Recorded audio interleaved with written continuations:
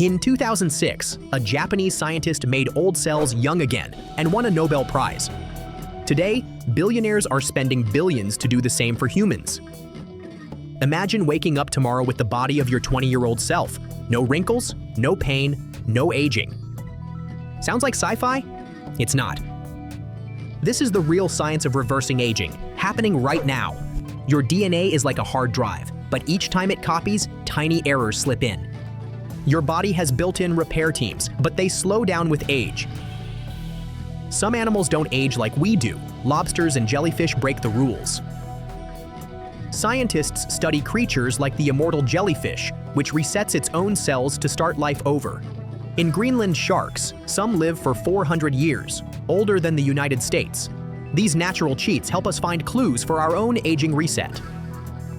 Aging isn't just getting old, it's a slow breakdown of every cell in your body.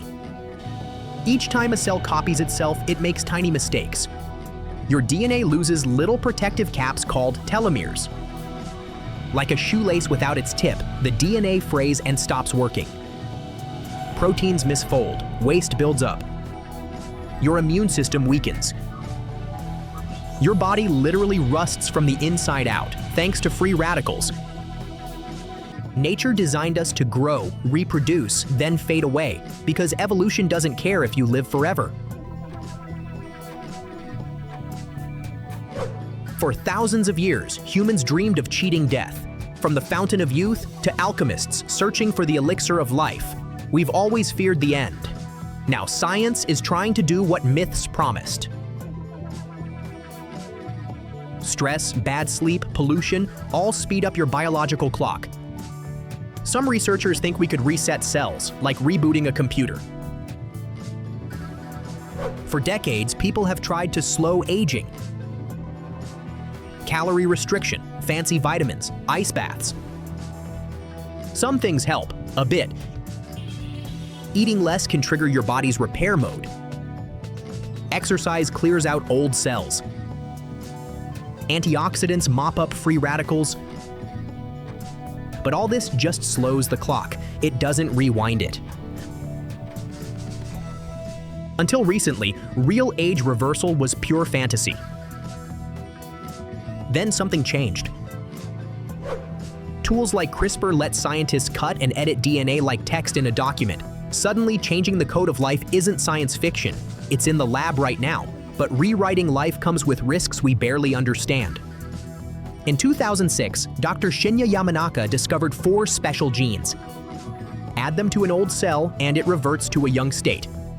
They're called Yamanaka factors. In labs, scientists have used these factors to make old mouse eyes see again. They've made old mouse muscles young and strong, organs regenerated, wounds healed faster. One experiment even doubled the lifespan of a mouse's liver cells. This isn't about freezing yourself or replacing organs. It's changing the cells you already have. Big names are betting big money. Jeff Bezos, Sam Altman, billionaires funding Altos Labs to crack the aging code. Harvard's David Sinclair runs real human trials with molecules that reset the epigenetic clock, the chemical markers that tell your DNA how old it is.